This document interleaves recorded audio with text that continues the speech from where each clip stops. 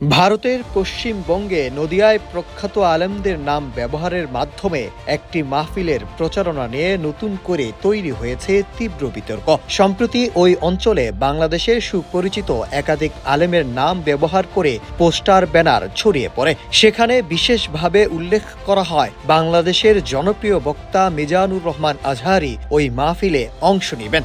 এমন ভুয়া খবরের বিষয়ে 4 ডিসেম্বর নিজের ভেরিফাইড ফেসবুক পোস্টে তথ্য নিশ্চিত করেন মিজানুর রহমান আজহারি।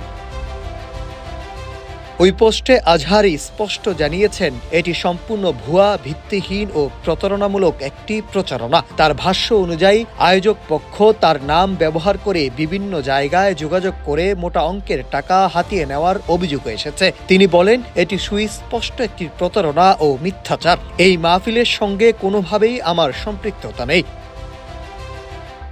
ওয়ালটন এসি এক্সচেঞ্জ অফারে এখন যে কোনো ব্র্যান্ডের পুরাতন এসি বদলে নতুন ওয়ালটন এসিতে উপভোগ করুন 25% ছাড়। Walton air conditioner, comfort without compromise. তিনি আরো জানান বর্তমানে নিজ দেশেই উন্মুক্ত মাঠে তার সব তাফসির মাহফিল স্থগিত রয়েছে। তাই এই অবস্থায় দেশের বাইরে, বিশেষ করে ভারতে কোনো ধর্মীয় অনুষ্ঠানে অংশগ্রহণের পরিকল্পনা নেই।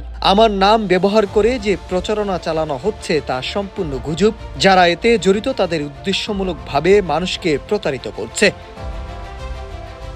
এই ঘটনায় তিনি পশ্চিমবঙ্গের স্থানীয় মুসলিম কমিউনিটি, সংশ্লিষ্ট এলাকাবাসী এবং প্রশাসনের প্রতি অনুরোধ জানিয়েছেন এসব প্রতারকের বিরুদ্ধে জরুরি ভিত্তিতে প্রয়োজনীয় আইনগত ব্যবস্থা নেওয়া। পাশাপাশি সাধারণ জনগণকে সচেতন করে তিনি বলেন, আমি সহ যে কোনো আলেমদের নাম ব্যবহার করে মাহফিলের প্রচারণা করলে সেই সংক্রান্ত তথ্য যাচাই করে নেবেন, না হলে প্রতারণার শিকার হওয়ার ঝুঁকি থেকে যায়।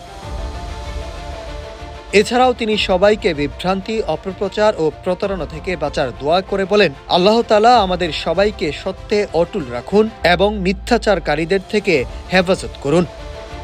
Nahid Hasan, news desk, Ittefaq.